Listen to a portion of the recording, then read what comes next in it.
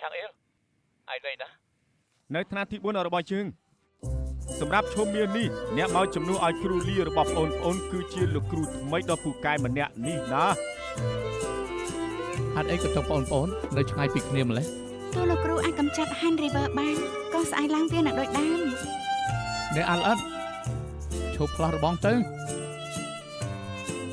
អើយសិស្សទាំងអស់គ្នាឆាប់ចូលតាមកៅអីវិញទៅ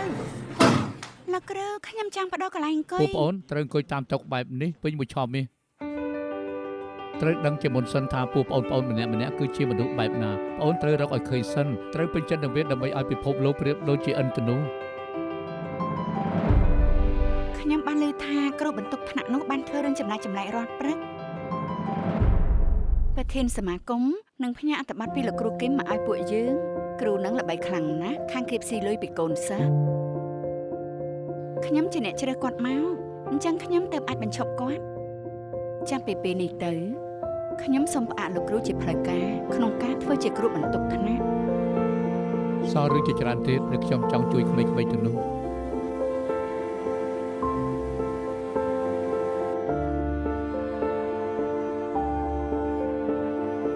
អញ្ចឹងយើងលាគ្នាជាលើកចុងក្រោយទៅ